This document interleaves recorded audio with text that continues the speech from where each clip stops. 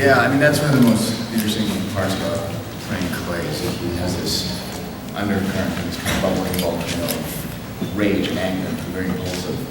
And in the first season, that was sort of unleashed randomly.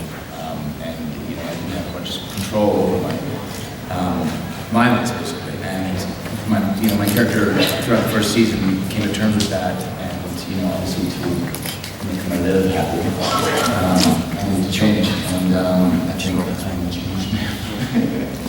Now, Steve, you went through some changes last year. Your character dealing with the death of his father, and this season he's getting more responsibility from Jeremy. And how has his role in the pack changed, and where is it going now? Yeah, that was a tough pill to swallow with my father's death. And I think that somebody else asked the question, is Nick being groomed for potential pack alpha down the road? And I mean, I can't really speak to that, of course. It would happen much later if it did, but I think my father, I don't want my father's death to be in vain, and there is somebody that needs to fill that with. And it is time for me to pull my socks and be a man and start to accept pack responsibility and my responsibilities as an individual. So I'm not as much a jokester as I once was, or I think I've gotten away from the playboy side of myself, but it's not possible. There's still some opportunity for it. It's not entirely. Yeah, another to watch. Yeah. How many different girls has your character had this season so far? I lost count. There's all these deleted scenes too. What didn't make the cut? Yeah. Daegan, I'm very scared for some of these people up here because it's like Game of Thrones on this show. The body count is so high, so many people are dying. Are you guys nervous every time you get a new script? Yes. It's scary. You kill a lot of people. Well, it's a violent world. And, you know, we want to just keep the stakes high and real, that this, you know, could hit the family at any point. Absolutely, very high stakes. Are you guys ever nervous when you're opening up a script? Do you ever think like this is the day you get whacked? I mean, this is like a mafia show. Yes. You know? Absolutely. Yeah, there's an episode where we have some new characters coming in too, and we kind of don't want them to be so good because it takes away from us. Yeah, we get some more days off. It's true. Yeah, well, it's actually funny. Was it 2 weeks ago when we called me? Oh yeah. I didn't know that I was going to come out. So, first of all, love being here in New York and having.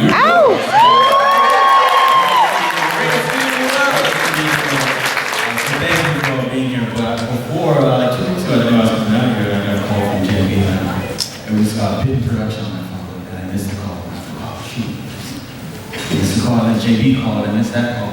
I was like, oh, what's going on here? I called the guy, like, he picks up the phone, and hello? So you're not killing me, right? We're still in New York, but it's okay. You're not dead. It's all right. Let's do some quick, fun questions here. Laura, you're surrounded by a bunch of guys who presumably all work out quite a bit and have high-protein diets. Does it smell like a locker room on set? Febrezing the set? Or are they showering before they show up? You know, they're pretty clean. They're pretty clean? They don't work out at all. It's really horrible. I feel really bad though, because when we have some of our intimate scenes, I'm such a sweater. And there's a scene in the bathtub during season 1, and the water was fairly warm, and I don't even remember, but I think it was because I was sweating and my mustache was actually like soaking wet. Yeah, it was like dripping. Soaking wet, dripping mustache. I don't know if you had this. I don't know if you had this experience on Smallville, but it was like working with Tom Welling. They're both really big guys and they overheat and clothes have to come off. Tom carrying through an explosion. He's huge too. Yeah. He did scenes with his pants off. Yeah. It was horrible. But you didn't know they were out there? They would shoot him from the waist up. And they would have police officers and work and stuff. So it's like Greyston's like the Superman or whatever. Yeah, you're my Superman. This is right there. Smooth transition over with Greyston. The no fancy. I'm sure you guys already know about that. So this season we're introducing a new element, and fans of the book will know this, but we're introducing witches into the show. Maybe you can expand into that and how that, what that means to the pack. And is it a threat? Are they friends? Are they foes? What's going on with the witches? Well, I don't want to go too far into it because we're going down spoiler avenue, but it is an incredible new element to the show. The dynamic is just sort of shaking things up in a really exciting way. And I mean, it's brought new vitality into the writer's room in terms of creating a new mythology as well, and what the witch is capable of, and trying to keep things low-fi and sort of Blair Witch Project kind of thing. So we've incorporated that element in the second book, but we do deviate quite a bit off the second book. Yeah. And so we're referring to the introduction of Paige and Ruth Winterthorn. You guys are familiar with them? And Savannah. Yeah, they've absolutely brought new energy and life into the show, and but we've also still kept our show grounded in this pack, and every story that is brought into the fold with the witches just enhances our pack's experience and stakes and collaborations as well. It's really interesting, and more I speak to having some women on set. I was just going to say that. Finally. Am I right? Yeah, it's pretty awesome. I love being one of the guys, don't get me wrong. They do forget I'm there sometimes and have their little jokes. But it's nice to have the girls on set. I'm sure. Yeah. Again, they'll start to smell and be a little less sweaty. Smell better. Not to mention their garbage. Yeah. And go ahead. There you go. Oh, not to mention that they're great actresses, and it's just nice to have them. They bring a whole new energy to something that we are very passionate about and have a lot invested in and are very proud of.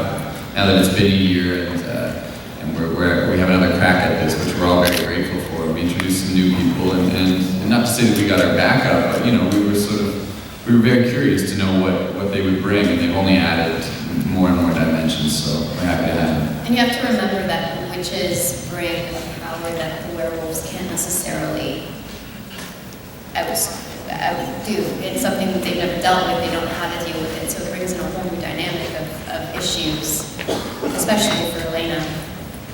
But for us in the Spirit Department, it was always, the witches coming in, keeping our pack awesome on top, making sure that the pack is strong and vital in the story as well. JB, this is an amazing cast. That you can tell they're all very passionate. How do you maintain the same tone from episode to episode with the multiple directors and these new people coming in and helping? How do you manage that? That's a great question. I mean, TV is always at the best of times. It's a furious production schedule. It's almost like a little bit of a fun factory of production. You're prepping and you're shooting and you're posting all at the same time. And I really think one of the biggest reason why there's continuity throughout the show is the fantastic scripts that come out of our story department and Daegan and Fryklind at the helm there. And every episode before it goes to camera, Daegan and I sit down with the director and the writer of that specific episode, and we go through every scene and we talk about every character's motivation and our expectations in terms of tone, and stylistically the show is very definite in its execution, and we just we work hard to keep a continuous tone, and these incredible actors all know their characters so well, and they've brought them to life and elevated them in such a way, and they hit the ground running that way first season, but even more so this second season, that learning curve is pretty much full circle. They didn't have it in the world, and it's a fantastic place to play.